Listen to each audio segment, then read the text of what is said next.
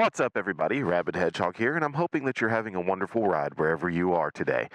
Beautiful day here in Oklahoma. Going to be a little bit windy today. Of course, what else is new when we have over 30-mile-an-hour winds? It's just a normal day in Oklahoma. Today, we're going to be commuting and doing a 1,000-mile follow-up on the Zero FXE 2022 model. So this is the one I picked up back in December, and I've been putting some miles on. Like I said, we just made it to 1,000 miles on April the 15th, so happy tax day if you're in the United States. There she is in all of her glory and her supermoto looks and everything like that. Good looking machine, let's be real. It's a really good looking machine. So I've already done a review on this thing, so I'm not going to go into very big details or anything like that. But for your commute, what you're going to need is a backpack. If you can see my shadow over there, there's a backpack. It's an OGO Mach 1, carrying the electrical cable and stuff like that. But what's that you say? You don't have a backpack? You've somehow made it through all those years of school and getting to motorcycle age and you don't have one? Ba-bam! You can actually stick the cord back in that little hole there if you need to, and that way you can have at least the basic charging. However, we're not going to just use basic charging today. I carry that one home only, so there is actually a quick charger waiting for me in the back of the office. Speaking of offices, let's hop up on the office over here. Whoop-de-doo. This thing is still incredibly light. It's still under 300 pounds, so every time I pick it up, it always stuns me. And everything else I have is over 500 pounds. All right, when you start it out, there's your screen, 100% power. Now it says 38 range. That might actually be true for what we're doing today. Notice it's got that blinking red light. Well, turn your engine cutoff switch on, and it goes to green. ABS sensor on standby. Once again, I've done all this already in a more detailed review, so we're just going to go ahead and take off. Now, here's what's trippy about being on a Zero. The no clutch thing. After 1,000 miles of no clutching, it's still very strange to me. Now, what's weird is that I don't have a problem going back to a motorcycle that has a clutch, because that's what my muscle memory completely remembers every time. I could ride this one for a solid week and I'm still reaching for a clutch every time I come to a stop, or any time that, I think I need to use it to help drag me along at a very slow rate of speed in that friction zone. But you don't need it. Regenerative braking, I've gotten to learn more and more how regenerative and everything works on this thing.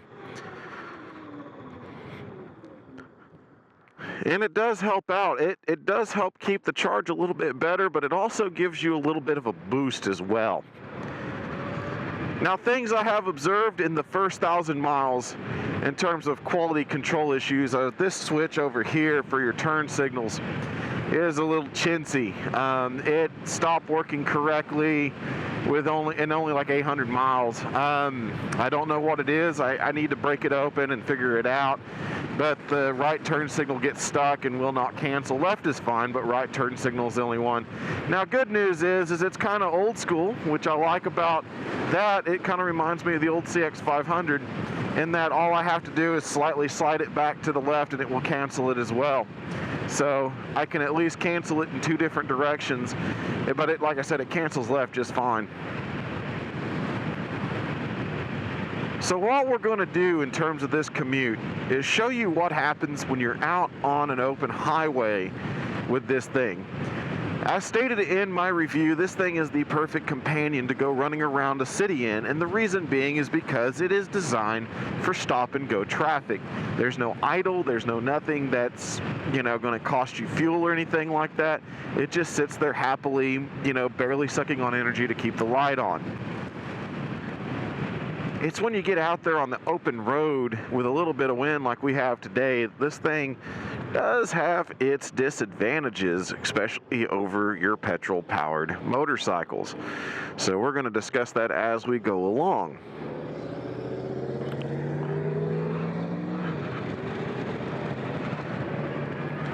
One thing that I will always be happy about is the way this thing accelerates and gets up to speed no matter where you are on this thing, it always has torque, always ready to get going whenever you apply throttle. And that is just fantastic. There's no downshifting required, there's no thought process or anything like that, just twist and go. After 1,000 miles, the suspension still feels fantastic. Some of the best suspension on a motorcycle that I have ever been on, despite the fact that this is a relatively cheaper priced motorcycle. The only reason why it's a little bit more expensive is due to its electrical powertrain.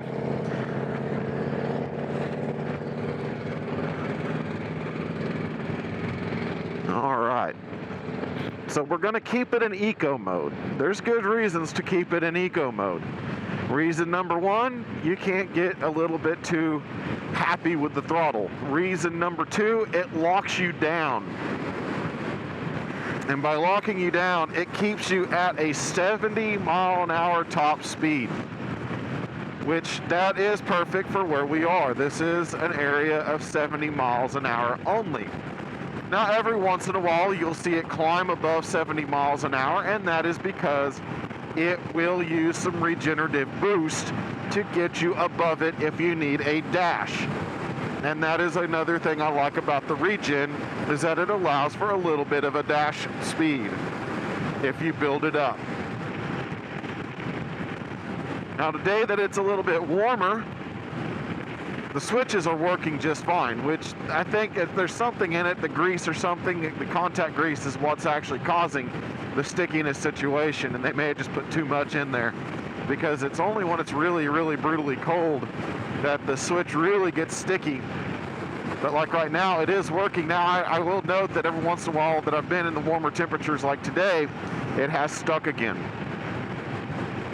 So you can see I am wide open on the throttle now, and we are just burbling along at 70 miles an hour. And this is all we're going to get. Now, I started at 100%, we're already at 92%. And you're like, well, Rabid Hedgehog, you don't have an actual track on your range. Well, I do, actually. If I change the range over there, I can actually go to range since last charge, and it will tell me exactly how far I've gone. However, being in this area forever and a day, I already know that I have just passed the 5 mile point, and we're already at 90%, so that should say something right there. Eventually, it does get a little bit better as we go along. Other tests that I have conducted on this machine is I have taken passengers. Now, they are not going to be riding with me. They wanted to try it out and feel what electric was all about, but after being on the seat for less than 5 minutes, they wanted to choke me out, because that seat is absolutely horrid for a passenger. It's a nice seat for the rider, but the passenger has this only little tiny pad, kind of reminiscent of the Night Rod, but it has this arch in it, so it's tiny and it moves up. And that is just not an acceptable place for a passenger for any length of time, except for in the extremest of pinches. So just remember that. You have to have somebody who is in desperate need of a ride, and you're the only ride around that can get there within an hour or something crazy, like the most extreme of pinches, to use the passenger seat. Another thing that I will note after time, this thing does track rather well despite being very light. However, the wind can push it around. So if you're not expecting gusts, then you are going to get busted around a little bit. And if you notice, I am actually getting busted around just a little bit. And that is because, like I said, our winds are like up to 30 right now. So it's one of those things where it's an extremely light motorcycle. It's extremely nimble, but it also suffers a little bit due to that and the wind. See, that wind, it was kind of being sticky again. Notice I had to press it like 3 times for it to respond. Sometimes it just gets stuck. So that's one note that I will make on it. Some other notes that I shall make on it too, and this kind of goes a little bit beyond the normal scope of what we talk about. Zero Motorcycles is a fairly new company. And with that being said, Zero is trying to break into a market of enthusiasts. We motorcyclists love doing things to our motorcycles and love working on our own motorcycles. We are a group of people that enjoy looking at our motorcycle and figuring out how to turn it into our own piece of personal art. Now, I will say that yes, people have done that with Zero FX models and others. That is not a big deal. People are still able to do things. However, if you have to touch anything, the motor, the wiring, or anything of that nature, then you're going to need a dealer. There is nobody out there that will touch these things other than a dealer. They require software syncing and everything like that. So if you swap a motor in, you have to have somebody there to swap in the engine's or the motor's code, excuse me, to be able to work on it. If you have wiring troubles or anything like that, they don't release diagrams, they don't do anything. They kind of hold back on folks working on their own machine or being able to take it to anybody. And that is a huge disappointment. If you want to get into the motorcycle market, the biggest thing that you have to do is allow people to tinker with them. It's not a safety hazard for us to tinker with it, especially if something stops running. Like if a bearing spins out or something like that. It's not hard to pull a bearing and repack it and everything like that, or purchase a new bearing and put it in there. But taking away the ability to do so, except for by going to an authorized dealer and not being able to purchase it just anywhere, is a bummer. So when it comes to trying to adapt to electric motorcycles, people are going to be way more hesitant because of the fact that they can't touch them. Just going to say that right there. And then I like touching motorcycles and working on them and doing those things that everybody else does. I do my own maintenance most of the time, unless it's something more complicated. Like I'm not going to use my dirty garage in its current state to pull open the heads and do a shim under the bucket, valve adjustment or anything like that. I'm just simply not going to do that. I am going to wait until I can get it somewhere that can take care of it. So if one of these things has a problem, then I will indeed take care of it. Now, I will say that the only thing that has happened in this first 1,000 miles of riding has been a flat tire. And I replaced it with a like-in-kind Diablo Rosso 2 from Cycle Gear. So I have already taken care of that one issue. So, that's about the only thing. There's been no oil changes, there's been nothing else. I've made sure I've shot a couple of places with lubricant after being rained on, and yippee skippy, we're done. So that's just it. There's not much to worry about. There's no fluids, there's no oils, there's nothing else to really care about until 2 years down the road when you need to do the brake fluid or a couple other things like with the steering head and make sure the fork oil is changed out. There's going to be a time where you do have to do some of the more major maintenance cycles, but for now, it's no big deal. Working on the belt and replacing it is no big deal either, because I had to take the rear wheel off on this thing to do the tire, and I practice going ahead and removing the belt just in the event that I will have to do so. So it's actually pretty easy to get to and spin it off and then put a new one on if you need to. But other than those kind of wear bits that are normal, like tires and everything like that, it is difficult to work on them from here on out once you have to do anything with the powertrain. So just make note of that as you go along in purchasing your electric motorcycle. Now you'll notice I have stayed pretty much locked to 70 miles an hour. Nobody else is really doing 70 miles an hour. We're actually about our 13-mile mark, and I'm at 63% power.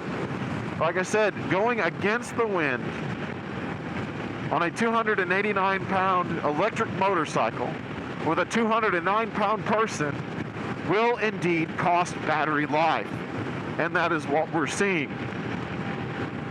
But the biggest thing is this is not really designed for the open road kind of environment. And I will always stress that. So yes, you will see a very quick downfall in power and range. It already says I only have 20 more miles to go. Now the good news is I'm only about, getting close to 10 miles to go from my job, so I should be able to make it on this power. So this is where the kicker comes in. Great commuter if you're within town and able to buzz about and maybe do like 15, 20 miles through stop and go. That's a great place for this. Then you get to work and you have enough charge, you can return home without a charger required. However, if you go as far as I do, my one-way trip is 25 miles. And if you have to take the interstate, because going through the stop and go version will take you like an hour to get there, then you must take the interstate, then you are going to be running low on power when you come in. So you're going to need a charger. Now, with the stock charger, the 650 watt style charger that is on there, that is almost like your computer's power supply, uses the same cable and everything like that, you're going to get there with, let's say, 17 to 37% power. At the 17% mark, you're going to need the full 8-hour day to get your charge in. And then with the 37% power, you're going to need a good 6 hours or so to get that full charge in. So you're going to need the better part of your full work day to get a full charge in. Now the good news is you just need an empty 110 outlet. You don't need a 240. You don't need anything special to operate and power this charger, which for this motorcycle is actually a great deal. Some of the other Zeros do require the 240 outlets or the other style of outlet that comes with electrical vehicles and charging, whereas this one doesn't require that whatsoever. This one is designed to be an urban runabout through and through. And that's why it comes in at a, more reasonable 11.5 basically. So it's not the top end, it's Cypher 2, it's not Cypher 3, it doesn't have way to load apps on it or load any more extra speed or anything like that. You can't unlock extra charge or anything. Oh, that's another thing too. If you have some of the more upper echelon, you're literally carrying around dead weight of extra lithium that you have to pay like $1,000 for through the app to be able to unlock that 10% extra range, and that is kind of an asinine thing. We've already purchased it, we're already carrying it around. Why on earth do you software lock it? That is a dumb decision. Luckily for this little guy, that is not an issue that we have to suffer through. It's just an honest to goodness, straightforward motorcycle with an electric motor. So that's the good news there. We paid for everything we've got here.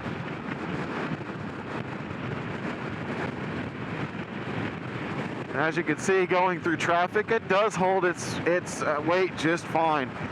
And if you go into the higher power modes, if you go into sport mode or the custom mode that I've designed, then this thing can definitely hold with any traffic. I mean, no problem whatsoever. A top speed of 85 miles an hour and, a sustained speed of 75 for the most part will hold with just about everything. 70 doesn't quite cut it because everybody drives so much faster now than they used to. They don't care about rules. They just care about themselves and how fast they can get somewhere, when in reality they're not saving that much time. They're just wasting energy and a whole lot of anger. Trust me, I've learned that just cruising around at 70 miles an hour over and over again. You kind of get used to this idea that the speed limit really isn't that bad of a deal. In fact, it only affects you by maybe 1 or 2 minutes, if that, depending on traffic. Sometimes it doesn't affect you at all. So what's the use of constantly being above speed limit when in reality you're able to stay on top of it the whole time? Anywho, but it holds its way through traffic just fine. It feels like you're presentable despite being kind of a smaller target. Because you sit up so tall, you have a good way to look around. The mirrors and everything are fantastic. Because you have no buzzing or any sort of problems in the mirrors, you have clear picture at all times.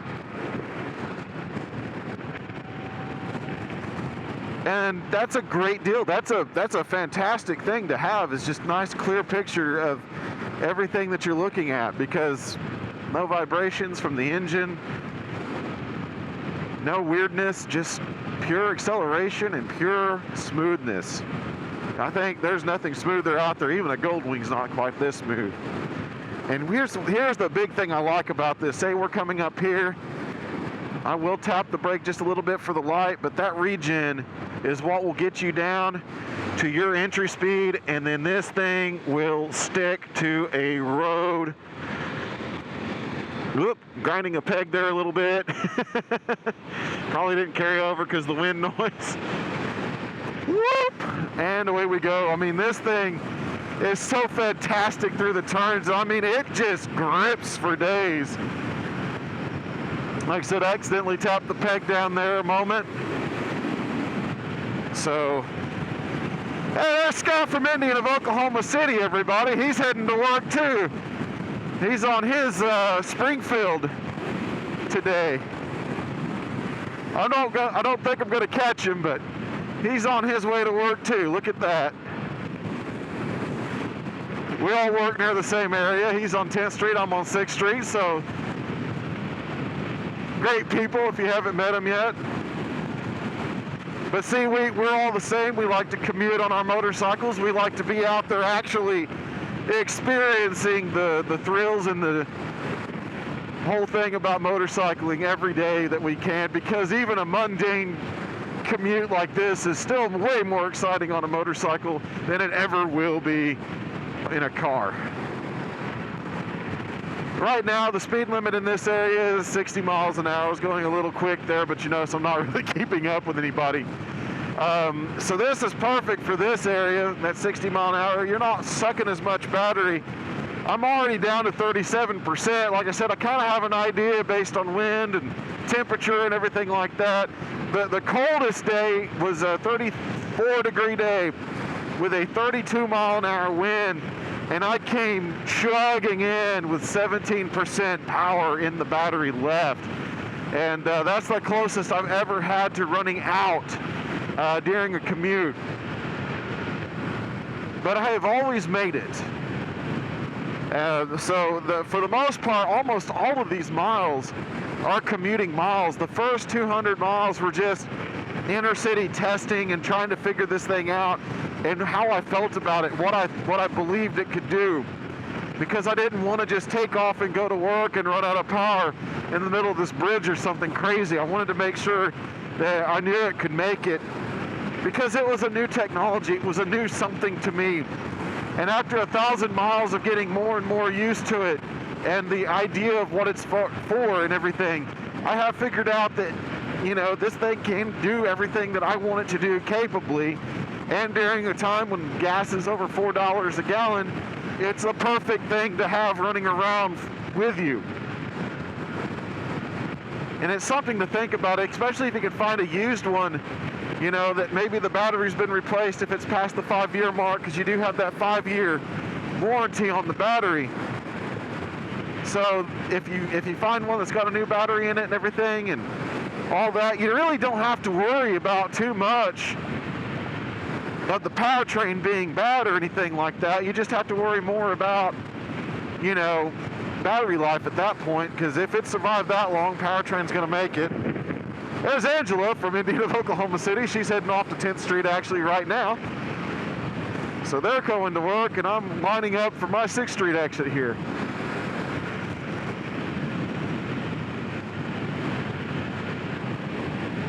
Wonderful to see who's out on the road today, isn't it? All right, like I said, this is where it gets great. Regen all the way up, and that way you can just kind of regain some of that energy that you've lost while buzzing about. But see, it says I've got 9 miles left at 27% power. And this is where it gets kind of fun.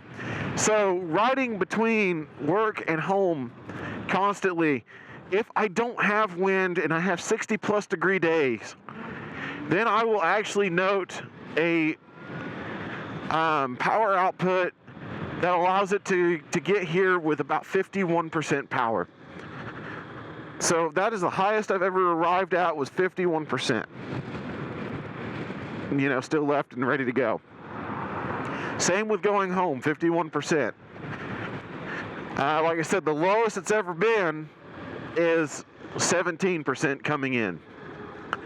So you do get that trade-off with electric, because with gasoline you can reliably make it anywhere with near same amount of miles per gallon and everything. See, this is the great part. You just sit here in silence. You can kind of hear everything that's going around you. Anyway, you get the same near performance and everything at all temperatures and everything, because eventually a gasoline engine warms up, and when a gasoline engine warms up, it starts to atomize fuel the same way. So you don't have to worry about it chugging or losing power or anything like that when it's all ready to go. Whereas this one, the battery does discharge differently in almost every circumstance and every load condition. So if you're in constant load on a cold day, then you lose up to 20, maybe 30% of your battery capacity.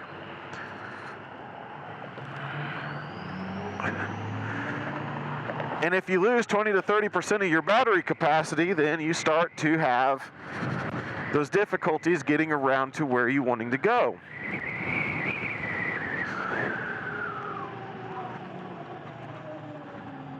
Like I said, though, this regen braking is where it's at. You don't really have to brake too often on this thing. You just have to remind people that you are braking by using a light.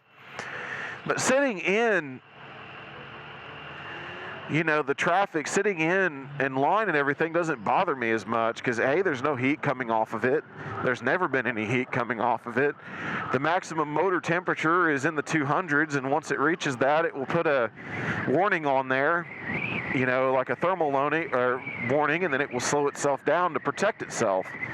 But you never feel the motor. It's too far down there. It's on the swing arm. So you never feel any heat. You never feel anything bothering you. It cools down rather quickly if you're sitting in traffic and you have to sit and wait, because it has a good opening for wind to get in. So it makes life happier for it. You can actually pull up all that information on the screen there if you wanted to. I just kind of keep it with the trip that I've made for the week on electric power only and the range. So that way I know how far I've been with how much gas I haven't wasted today. That's just me, though. All right, so we're going to pull in here. Boop, boop, boop. And we're going to show you how this quick charging thing works. So let me pull it into my little hidey hole back here. And that way I can get the quick charger opened up and shown for you guys. All right. So you'll notice while I'm back here that we have an outlet there. Now I will say that this is kind of weird because I'm doing it the way Zero has said to do it. So we get out our charge cable,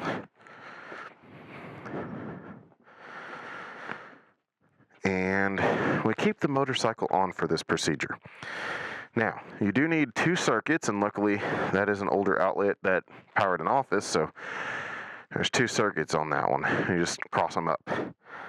You open this panel here. Now, when you first get one of these little guys are so tough to get off that you fear you're going to break everything. But then you pull it open, and voila, you have your connection there for your quick charger. So I'll get that out of the way. I'll pull open the regular charger.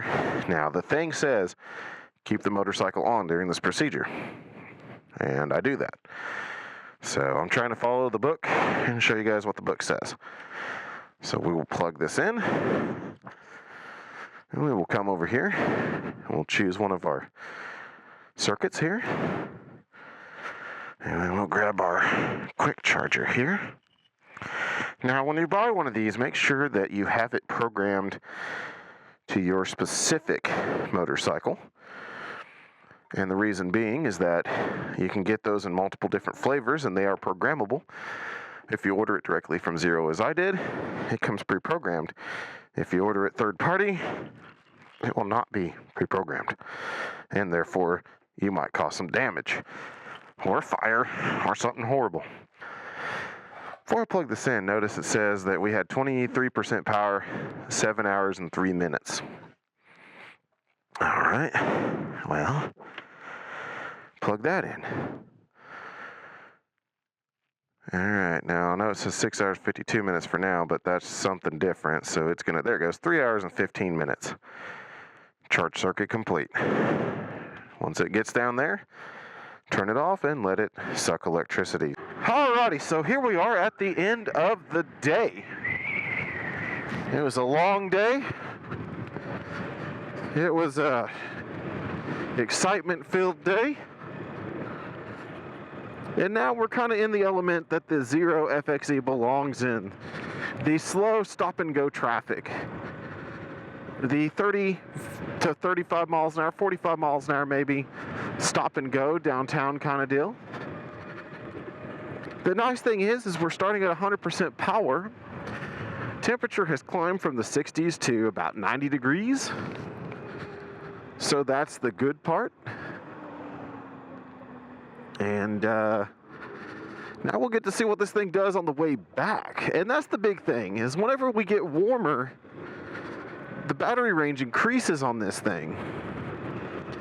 One thing I will give this thing a ton of credit for is the chassis on this thing is just phenomenal. And, you know, the suspension and everything has a lot to do with it being really good suspension, but also just the way the geometry and everything is laid out on this, it is just fantastic.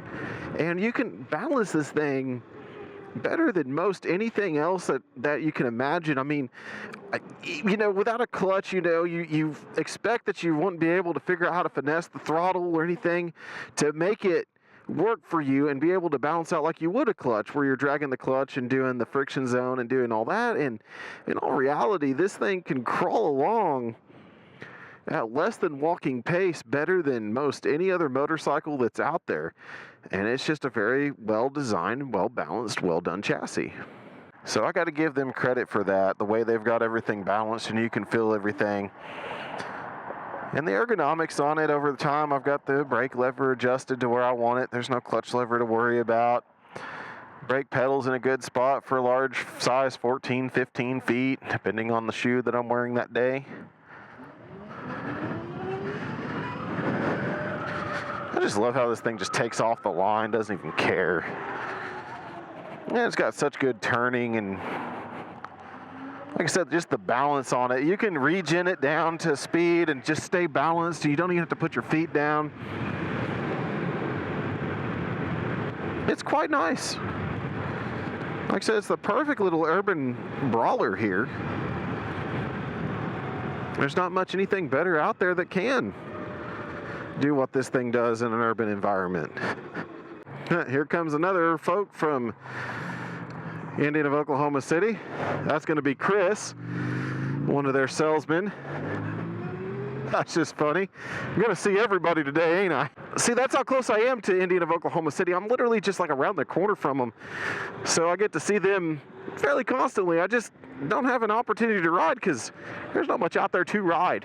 So here comes the big test. When I got to work, the temperature was 60. I was going straight into a 30+ mile an hour wind. The battery was down into the 20s from 100% starting out. And so now we're gonna go, as you can see, away from the wind this time. So we are wind to the back. We are 80-ish degrees, actually getting close to 90. I think it's 86 to be real. So it's warmer. The wind isn't fighting us. Traffic is going to be a little bit lighter because I'm on the offset time. Usually I ride this thing even during main rush hour, and it really doesn't do too bad at all. It usually hangs with traffic pretty decently because traffic really can't get much more beyond 65, you know, maybe 70 at the best. But even then, for the most part, this thing's going to definitely stay with them the whole time.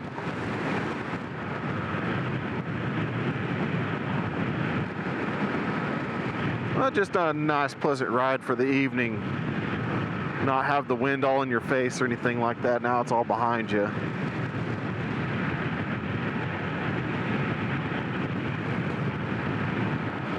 And you can see too, the battery discharge rate is not as bad as it was earlier. So I've got about probably 4 miles. In fact, I could go ahead and probably hit the selection there. Let's find what we got here. I'm going through the RPM. There we go, 3.1 miles. There we are. So 3.1 miles since the last charge. And if you recall, I'd already dropped at about that same rate to about 94, 93, 94, and I'm at 96 right now.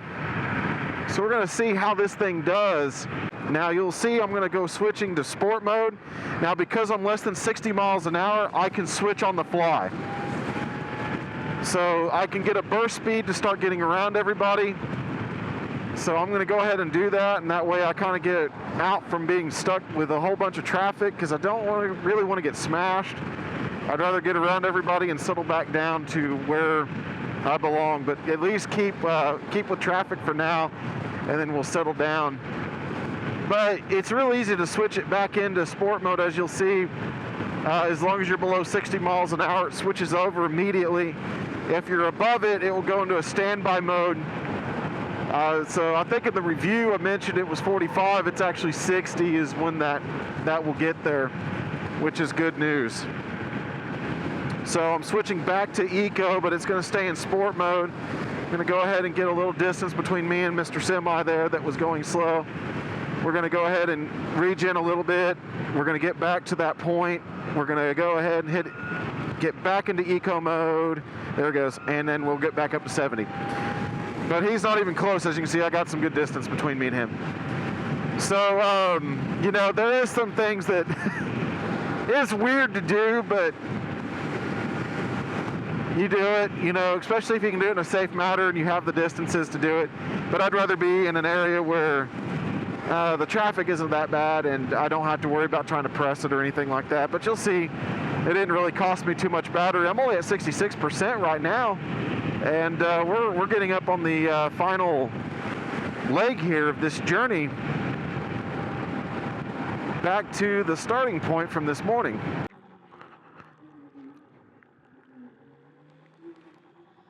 All right, everybody, here we are back where it all began this morning. We've completed a second 25-mile journey. Like I said, the wind has calmed down. The temperature's up. And wind was also at our backs this time. So this shows you how much different that is on that second 25-mile leg.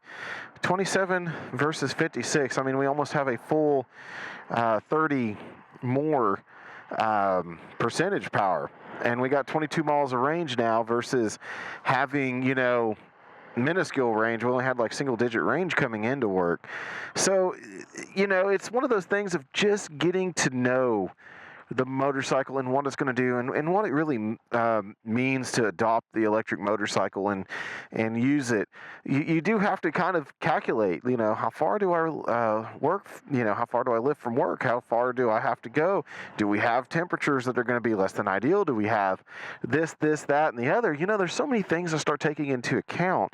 And, you know, like I said, it's amazing the difference in just the night and day difference, literally starting out in the morning and coming in at night. And you see that it is a lot better this time because you had the better conditions.